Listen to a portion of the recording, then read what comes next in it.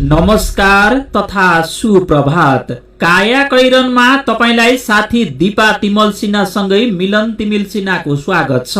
काया कैरन उज्यालो radio network सँगै उज्यालो अनलाइन र मोबाइल एप्लिकेशनबाट एकसाथ प्रसारण भइरहेको छ। आज 2078 साल साउन 22 गते शुक्रबार, साउन कृष्ण पक्षको त्रयोदशी तिथि, सन् 2021 अगस्त 6 तारिक। काया कैरन सुरु गरौं मुख्य खबरका शीर्षकहरूबाट। संक्रमितको संख्या बढे पनि यो दोस्रो लहरकै निरन्तरता भएको विज्ञहरूको भनाई। सम्भावित तेस्रो लहर रोक्न सरकारी तयारीसँगै नागरिकको सावधानी पनि महत्वपूर्ण। यसलाई तोड्नलाई जुन महत्वपूर्ण जिम्मेवारी निर्वाह गर्छौं, दायित्व पूरा गर्छौं, यो पनि एउटा ठूलो योगदान नै हो राष्ट्रप्रति। पार्टी एकतामा लाग्ने कि सत्ता गठबन्धनमै रहेर सरकारमा जाने भन्ने बारे नेता नेपाल निर्णायक गृह कार्यमा आफू पक्षका केन्द्रीय कमिटी सदस्यहरूसँग परामर्श सुरु। छिटो टुङ्गोमा पुग्न दबाव। बैंक तथा वित्तीय संस्थाले दिने कर्जाको ठूलो हिस्सा व्यापारिक क्षेत्रमा आर्थिक वृद्धिमा नगर्ने मात्रामा टेवा। विदेशी विनिमय सञ्चित भने उस्तै। विभिन्न देशलाई झण्डै 2 अर्ब डोज खोप सहयोग गर्ने चीनको प्रतिबद्धता। अमेरिका र ब्राजिल फेरि कोरोनाको चपेटामा। र लियोनल मेसीले बार्सिलोना छोड्ने पक्का। काया कैरनमा अब खबरको सिलसिला। कोभिड-19 को सक्रिय संक्रमितको संख्या पछिल्ला दिन उल्लेख्य वृद्धि देखिए पनि यो दोस्रो लहरकै निरन्तरता रहेको विज्ञहरूले बताएका छन्। तेस्रो लहर आएको भए अहिलेको जस्तो मध्यम गतिमा संक्रमण नबढ्ने उनीहरूको दाबी छ। तर स्वास्थ्य मापदण्ड पालनाप्रति बढ्दो लापरवाहीले दोस्रो लहर समाप्त नहुँदै तेस्रो लहर आउन सक्ने जोखिम समेत उनीहरूले औल्याएका छन्। भारतमा दशैं ताक तेस्रो लहरको सम्भावना रहेकाले नेपालमा पनि त्यससँगै तेस्रो लहर देखिने उनीहरूको आकलन छ। निषेधाज्ञा खुकुलो भएपछि साउन पहिलो हप्ता संक्रमण बढेको थियो। 10-12 दिनदेखि झण्डै उस्तै अवस्था छ। त्रिभुवन विश्वविद्यालय शिक्षण अस्पताल कोभिड व्यवस्थापन समितिका संयोजक एवं वरिष्ठ छातीरोग विशेषज्ञ डाक्टर सन्त कुमार दासले भन्नुभयो, यो दोस्रो लहरकै निरन्तरता हो। निषेधाज्ञा हटेपछि आम नागरिकको सक्रियता बढेको र स्वास्थ्य सुरक्षा मापदण्ड पालनामा समेत लापरवाही भएकाले संक्रमण बढेको हो। अहिले अस्पताल भर्ना हुने बिरामीमा दोस्रो लहरको जस्तै मुख्य रूपमा दुवै फोक्सोमा संक्रमण र अक्सिजनको कमी जस्ता समस्या देखिएको विज्ञहरूको भनाइ छ। संक्रमण दरलाई विश्लेषण गर्दा पनि महामारीको दोस्रो लहरकै निरन्तरता मान्न सकिने उनीहरूले बताएका छन्। काया कैरनमा अब कोरोना क्याप्सुल साथमा हुनुहुन्छ गोपाल गुरागाई।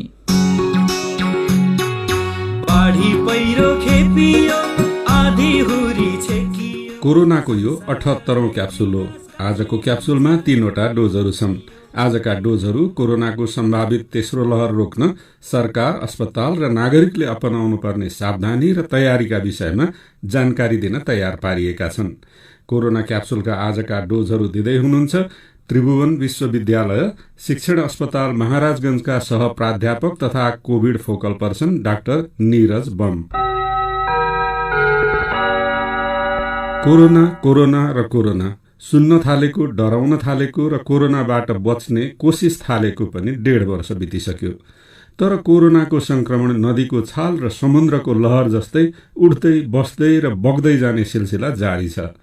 नदीको छाल झैं आउने कोरोनाका लहरले गर्ने जन, मन र धनको नोक्सानी रोक्ने दीर्घकालीन उपाय खोप मात्रै हो। तर नेपालमा खोप सुलभ भइसकेको छैन।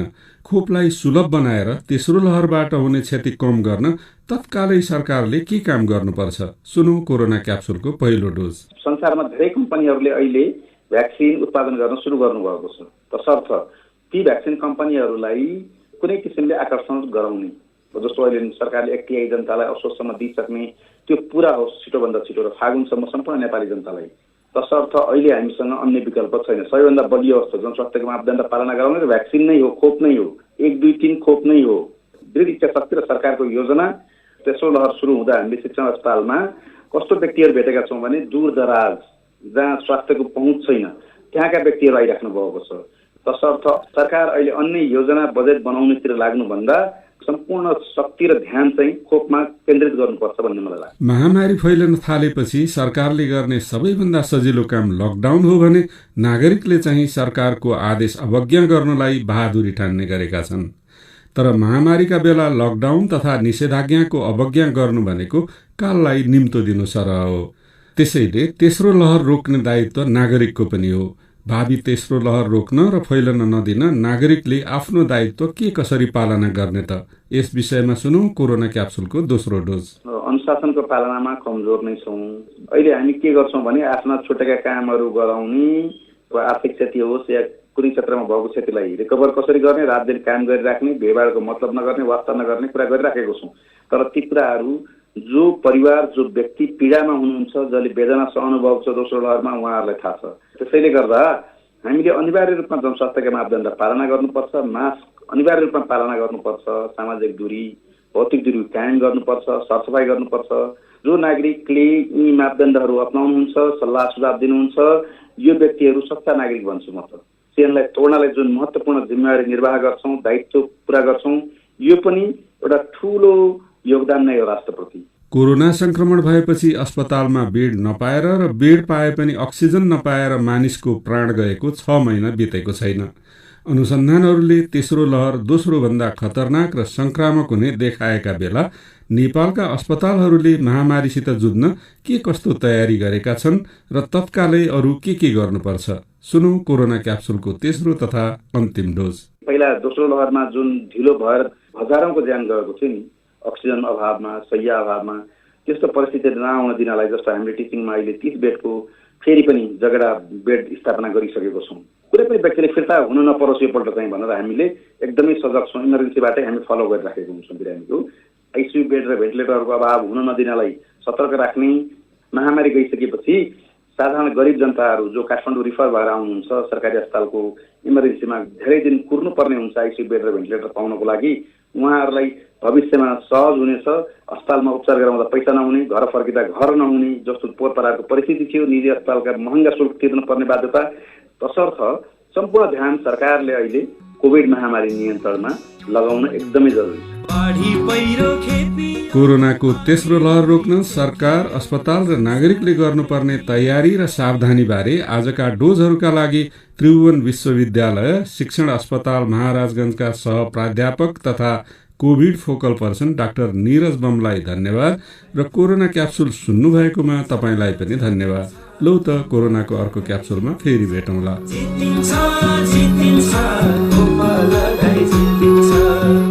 तपाई काया कैरन सुन्दै हुनुहुन्छ। काया कैरनमा खबरको सिलसिला बाँकी नै छ, सुन्दै गर्नुहोला। उज्यालो रेडियो नेटवर्क सँगै उज्यालो अनलाइन र मोबाइल एप्लिकेशनमा प्रसारण भइरहेको काया कैरनमा तपाईलाई फेरि स्वागत छ। यतिन्जेल हामीले संक्रमितको संख्या बढे पनि यो दोस्रो लहरकै निरन्तरता भएको विज्ञको भनाई, सम्भावित तेस्रो लहर रोक्न सरकारी तयारी सँगै नागरिकको सावधानी पनि महत्त्वपूर्ण लगायतका खबर प्रस्तुत गर्यौं। अब बाँकी खबर। एमालेका वरिष्ठ नेता माधव कुमार नेपालले पार्टी एकतामा लाग्ने कि सत्ता गठबन्धनमै रहेर सरकारमा जाने भन्ने विषयमा निर्णायक गृह कार्य थाल्नु भएको छ। हर हालतमा पार्टी एकतामा जानुपर्ने दोस्रो तहका नेताको दबाव र आफ्नै भूमिकाका कारण गठन भएको सरकारमा जानुपर्ने सांसदहरूको अडानले अलमलमा परेका वरिष्ठ नेता नेपालले आफ्नो पक्षका केन्द्रीय कमिटी सदस्यहरूसँग परामर्श शुरू गर्नु भएको छ। देशभरका कार्यकर्ता समेत अन्यलमा रहेकाले नेता नेपालमाथि छिटो टुङ्गोमा पुग्न दबाव बढ्दै गएको छ। उहाँलाई पर्खने हुँदा सत्तारूढ दलले पनि मन्त्री परिषद विस्तार गर्न सकेका छैनन्। नेता नेपालले गठबन्धनलाई सरकारमा सहभागिताबारे आजसम्म ठोस निर्णय लिने आश्वासन दिनुभएको छ। उहाँ निकट केन्द्रीय सदस्यहरूले हिजो भएको बैठकमा भने पार्टी एकता र सत्तारोहणका विषयमा विस्तृत सुझाव दिएका छन्। नेता नेपालले भने आइतबारसम्म एकताका लागि पहल गर्ने र प्रगति नभए विकल्पमा जाने संकेत दिनुभएको छ। निर्णय लिन जति ढिलो भयो उति छवि धुमिल हुँदै जाने भन्दै नेता नेपाल पक्षीय केन्द्रीय सदस्यहरूले निष्कर्षमा पुग्न जोडबल गरिरहेका छन्। भूगर्भविद सहितको प्राविधिक टोली आज मेलम्ची बाढी पहिरोको उद्गम स्थलको भौगोलिक अवस्था अध्ययन गर्न हेलम्बुको भेमाथाङ जाने भएको छ। खानी तथा भूगर्भ विभागका वरिष्ठ भूगर्भविद शिवकुमार बास्कोटा नेतृत्वको टोलीले भेमाथाङ र त्यसमाथिको हिमाली भेग पुगेर अध्ययन गर्नेछ। मेलम्चीमा पहिरो गएपछि सरकारले पहिलो पटक त्यहाँ विज्ञ टोली पठाउन लागेको हो। यस्तै दार्चुलाको ब्यास गाउँपालिका 2 मालघाटमा गएको शुक्रबार भारतीय सशस्त्र सीमा बल एसएसबीले तुइन फुकालेका कारण महाकालीमा स्थानीय युवक बेपत्ता भएको घटना छानबिनका लागि गृह मन्त्रालयबाट गठित समितिको टोली हिजो भारततर्फको घटनास्थल पुगेर फर्किएको छ। नेपालतर्फको घटनास्थल मालघाट पुग्न सदरमुकामबाट हिँडेर 2.5 दिन लाग्ने भन्दै हेलिकप्टर माग गरिएको छ। मन्त्रालयका सहसचिव तथा छानबिन समिति संयोजक जनार्दन गौतम नेतृत्वको टोलीले हिजो सीमावर्ती बजार धारचुला भारततर्फको घटनास्थल गस्कु पुगेर अवलोकन गरेको हो। बैंक तथा वित्तीय संस्थाले प्रवाह गरेको कर्जाको ठूलो हिस्सा व्यापार क्षेत्रमा लगानी हुँदै आएको छ। उच्च कर्जा विस्तारले आर्थिक वृद्धिमा नगर्ने मात्रामा टेवा पुर्याएको छ भने व्यापारिक गतिविधि र सम्पत्तिको मूल्य तीव्र गतिमा बढाएको अर्थविदहरू बताउँछन्। गएको आर्थिक वर्षको 11 महिनासम्ममा बैंक तथा वित्तीय संस्थाले 40 खर्ब 95 अर्ब रूपियाँ कर्जा विस्तार गरेको राष्ट्र बैंकको तथ्याङ्क छ। त्यसमा सबैभन्दा धेरै 8 खर्ब 31 अर्ब 41 करोड़ रूपियाँ झण्डै 21% थोक तथा खुद्रा व्यवसायमा लगानी भएको छ। बैंक तथा वित्तीय संस्थाले प्रवाह गरेको कर्जालाई प्रोडक्ट अनुसार हेर्दा पनि सबैभन्दा धेरै कुल कर्जाको झण्डै 24% चालू पुँजी कर्जामै गएको देखिन्छ। यो शीर्षकमा प्रवाह भएको कर्जा पनि व्यापारमै उपयोग हुन्छ। बैंक तथा वित्तीय संस्थाको धेरै कर्जा व्यापारमा केन्द्रित रहेको राष्ट्र बैंकका डेपुटी गभर्नर बमबहादुर मिश्र पनि स्वीकार गर्नुहुन्छ। बढ्दो व्यापार घाटा, सुधानन्तर बचत ऋणात्मक लगायतले पनि बैंक तथा वित्तीय संस्थाको कर्जा लगानी व्यापारमा धेरै गएको पुष्टि हुन्छ। उहाँले भन्नुभएको छ, केराउ, छोगडा लगायत केही वस्तुको आयात नेपालमा धेरै परिमाणमा हुँदै आएको छ, जुन यहाँ उपयोग हुने भन्दा अत्याधिक हो। उहाँले भन्नुभएको छ, यही कारण पनि कर्जा विस्तारले अपेक्षित रूपमा आर्थिक वृद्धिमा योगदान नगरेको हुन सक्ने उहाँको अनुमान छ। तर रेमिटेन्स आप्रवाह राम्रो रहेकाले देशको विदेशी विनिमय सञ्चितमा असर परि नसकेको उहाँको भनाइ छ। बैंक तथा वित्तीय संस्थाले प्रवाह गरेको कर्जा मध्ये केही पुरानो कर्जा तिर्नकै लागि पनि गएको हुन सक्ने राष्ट्र बैंकको अनुमान छ। बैंक तथा वित्तीय संस्थाले अर्थतन्त्रका सबै क्षेत्रमा कर्जा लगानी गरेको र त्यही क्रममा व्यापार क्षेत्रमा केही बढ़ी गएको हुन सक्ने बैंकहरूको भनाइ छ। सबैभन्दा बढ़ी कर्जा व्यापारिक क्षेत्रमा। यो खबर कान्तिपुर दैनिकले छापेको छ। काया कैरनमा मेरो पनि भन्नु छ र कार्टुनसँगै खबरको सिलसिला बाँकी नै छ, सुन्दै गर्नुहोला। सीधा कुरा प्रष्ट विचार काठमाडौँमा 90 मेगाहर्ज उज्यालो रेडियो नेटवर्क मार्फत देशभरिका विभिन्न एफएम स्टेशन तथा उज्यालो अनलाइन र मोबाइल एप्लिकेशनमा प्रसारण भइरहेको काया कैरनमा तपाईलाई फेरि स्वागत छ। मेरो पनि भन्नु छ। ऊर्जा, जलस्रोत तथा सिंचाई मन्त्री पम्फा भूषालले गरिबीको रेखामुनि रहेका नागरिकलाई निशुल्क विद्युत उपयोग गर्न दिइने बताउनु भएको खबरमा टीका विष्ट लेख्नुहुन्छ। अहिलेसम्म बिजुलीको 100% बिल तिर्नेहरूमा गरिबहरू मात्र छन्। गरिबलाई निशुल्क गरिदिन्छु भन्नु राम्रो कुरा हो, तर त्यो भन्दा पहिले बिजुली महसुल नतिर्ने सरकारी अड्डा, प्राइभेट कम्पनी, धनाढ्य ठूलाबडा बनाउँदा नेता तथा कर्मचारीलाई बिल तिराउनुहोला। चुहावट, चोरी निकासीमा निगरानी र अनुगमन बढाएर कारबाही गर्नुहोला। फेसबुकमा दिवाकर नाम राखेका साथी भन्नुहुन्छ, मन्त्रीज्यू महत्वाकांक्षी नबनौ, नियमित बत्ती बाल्न पाइयोस्, नागरिक शुल्क तिर्न सक्छन् र तयार पनि छन्। दाम्लोले बाँधेर युवालाई कुटपिट गर्ने जाजरकोटको जुनी चाँदे गाउँपालिका 2 का वडा अध्यक्ष पक्राउ परेको खबरमा मीनकुमार फुयाल दुःख व्यक्त गर्दै लेख्नुहुन्छ, मानिसलाई पशुको जस्तो व्यवहार गर्ने यस्ता व्यक्तिलाई कडा भन्दा कडा कारबाही गर्नुपर्छ।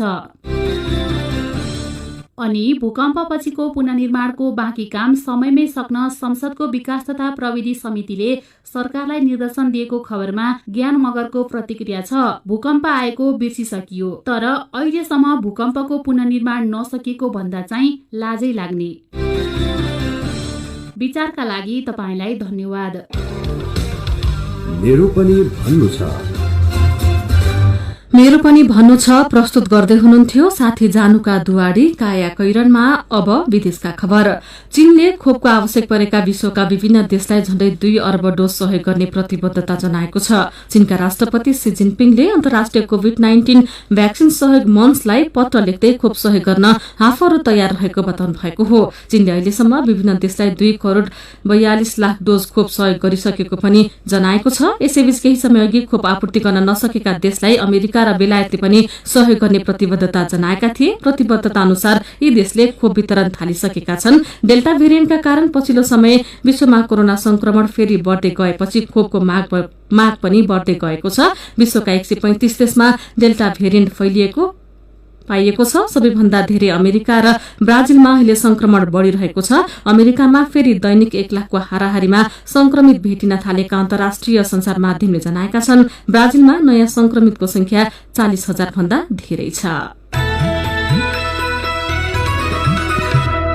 अब खेल खबर। अर्जेन्टिनाका लियोनल मेस्सीले स्पेनिश क्लब बार्सिलोना छोड्ने पक्का भएको छ। बार्सिलोनाले मेस्सीसँग सम्झौता नवीकरण नभएको जनाएको छ। यसअघि मेस्सीले बार्सिलोनासँग 5 वर्षको नयाँ सम्झौता गर्ने बताइएको थियो। बार्सिलोना र मेस्सी दुवै एक आपसमा नयाँ सम्झौतालाई लिएर सहमत भए पनि लिगको नियम अनुसार अनुमोदन हुन नसकेको बार्सिलोनाले निकोको विज्ञप्तिमा भनिएको छ। 34 वर्षका मेस्सी गएको जुलाई 1 तारिकदेखि फ्री एजेन्ट बनेका थिए। काया कैरनमा अब केही खबर संक्षेपमा। सुकुम्बासी समस्या समाधान गर्न पछिल्ला 30 वर्षमा सरकारले 9वटा आयोग गठन गरेर 17 जना अध्यक्ष नियुक्त गर्यो। केन्द्रदेखि जिल्लासम्म सत्तारूढ दलका 1700 भन्दा धेरै कार्यकर्ता आयोगमा भर्ती गरिए। तर भूमिहीनको समस्या जिउका तिउ छ। अहिले पनि देशमा झण्डै 15 लाख परिवार सुकुम्बासी रहेको सरकारकै आकलन छ भनेर आजको नयाँ पत्रिका दैनिकले खबर छापेको छ। नेपाली राजनीतिका लागि राजतन्त्र र नेपाल वायु सेवा निगमका लागि बोइङ इतिहास भइसके। तर तत्कालीन राजा ज्ञानेन्द्रले 16 वर्ष अघि बोइङ चार्टर गरेर अफ्रिका घुमेको 4 करोड़ 87 लाख अहिलेसम्म बक्यौदा छ। अन्य 130 ग्राहकसँग पनि निगमले 39 वर्षदेखिको 24 करोड़ उठाउन सकेको छैन। कान्तिपुर दैनिकले खबर छापेको छ। लुम्बिनी प्रदेश सभा सदस्य विमला ओली खत्री हिजो तनाव मिश्रित अवस्थामा सार्वजनिक हुनुभयो। उहाँले यस्तो तनाव केही दिनदेखि झेल्दै आएको बताउनुभयो। गएको साउन 15 देखि आफूले रोजेको दल नेकपा माओवादी केन्द्रको सम्पर्क बाहिर रहेकी उहाँले मुख्यमन्त्री शंकर पोखरेलको निवासमा आफूलाई बन्धक बनाइएको दावी गर्नुभएको छ। नेपाल ट्रेड युनियन महासंघ जी फन्डले सामाजिक सुरक्षा कोषका सम्बन्धमा सर्वोच्च अदालतबाट जारी पछिल्लो आदेश असल र मर्यादित रोजगारीका लागि बाधक हुने निष्कर्ष निकालेको छ। भवन निर्माणको लागत अनुमान 1 करोड़ 87 लाख, ठेक्का सम्झौता 12 करोड़ 40 लाखमा। धरानको बीपी कोइराला स्वास्थ्य विज्ञान प्रतिष्ठानका वर्तमान र पूर्व पदाधिकारीले सरकारी कोषमा गरेको बर्मलुटको अर्को उदाहरण हो यो भनेर आजको कान्तिपुरमा खबर छ।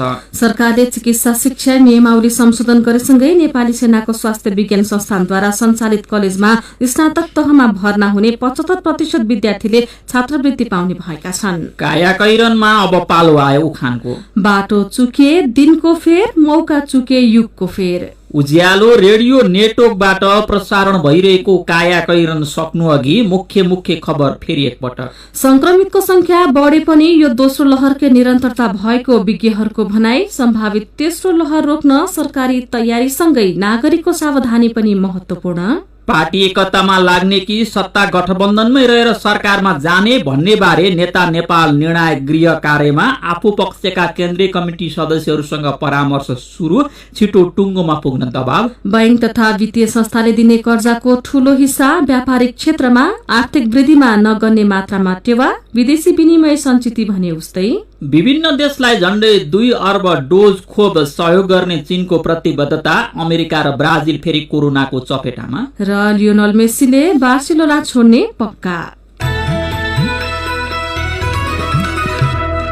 अब कार्टुन। आज हामीले रविन्द्र मानन्दरले बनाउनु भएको कार्टुन लिएका छौं। कोरोनाको फेरिएको रूपसँग यो कार्टुन सम्बन्धित छ।